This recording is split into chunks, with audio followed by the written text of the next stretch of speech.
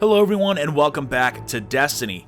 Last week Bungie held their second of 3 reveal streams for Age of Triumph, Destiny's final live event. Since then, in the latest This Week in Bungie blog, Community Manager Deej gave us some more information about some changes that we can expect coming to the Crucible with the update. Changes that, while are bittersweet, should ultimately lead to a much more fun and rewarding Crucible experience for these final few months of Destiny 1. So let's dive in and break it down.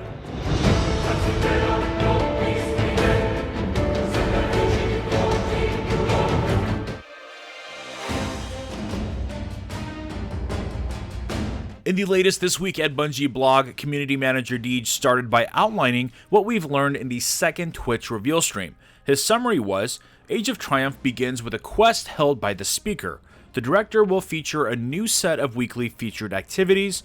Daybreak strikes include the Mayhem modifier from the Crucible. Earn 3 Eververse boxes each week through gameplay. This is of course referring to the Treasure of Ages box that will feature all of the items from all past live events. And finally, we've brought the Nightfall buff back.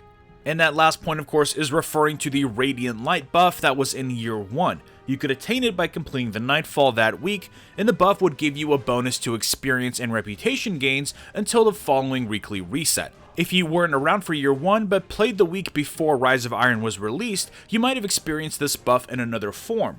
The week before Rise of Iron launched, Bungie held an ARG event which featured Owl Sector tech mites that were seemingly randomly spread throughout the player base. If you remember, the possible buffs we got that week were called Brilliance 3.2, Glory 2.1, Splendor 2.6, Magnificence 2.0, and Fortitude 3.1. They were of course all the exact same thing, but they granted us the effects of what Radiant Light used to be in Year 1, and now Radiant Light is back for Year 3 with the release of Age of Triumph. Next up, we got some news about the Crucible. If there was ever a sign that the days of Destiny 1 are coming to a close, it is with the changes that are coming to Age of Triumph. After the update, the Crucible playlist will be reduced to 6. After the update, the Crucible director will look like this. 4 normal playlists, a 5th that will remain as Elimination and Trials of Osiris, and a 6th playlist that will now be the only featured playlist, down from the 2 that it is now.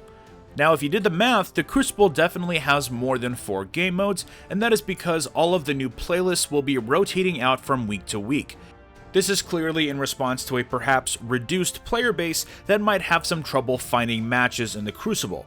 Deej states, this method of consolidation and rotation allows us to continue featuring all of the most popular core modes while also keeping the matchmaking pools as full as possible to facilitate matchmaking quality. While this is ultimately the best decision for the game at this point, I'm a little sad that they aren't at least keeping Control as a permanent playlist. I feel like Control is the true cornerstone of the Crucible, but it looks like it's now at the mercy of the weekly rotation. Finally, moving on to some new details on Crucible bounties in Age of Triumph. The Crucible Quartermaster will now offer 5 new bounties each week, each focused on a different weapon archetype. Completing that bounty will reward you with a weapon of that archetype from Year 2 or 3 Crucible, Trials of Osiris, or Iron Banner. In addition, with the update, all Trials of Osiris bounties will be able to be completed daily while Trials is of course active, and Silver and Gold bounties will feature weapons and armor from Year 3.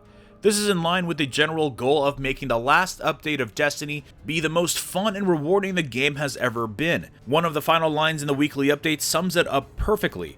Age of Triumph is a celebration. It's a party in your honor. So let me know what you think of the Crucible changes in the comments below. The third and final Age of Triumph reveal stream, and perhaps the final Destiny 1 reveal stream ever, crazy to think about it, will be held this Wednesday, March 22nd at 10 AM Pacific, live at twitch.tv/Bungie.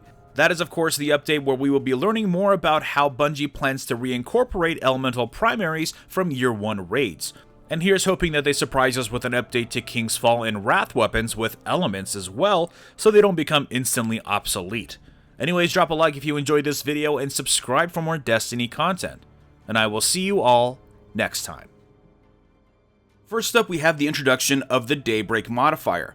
This is a modifier that will show up in your Nightfall once a month, and will carry the Epic modifier combined with Mayhem from the Crucible, making your Guardian's abilities recharge at a much faster rate.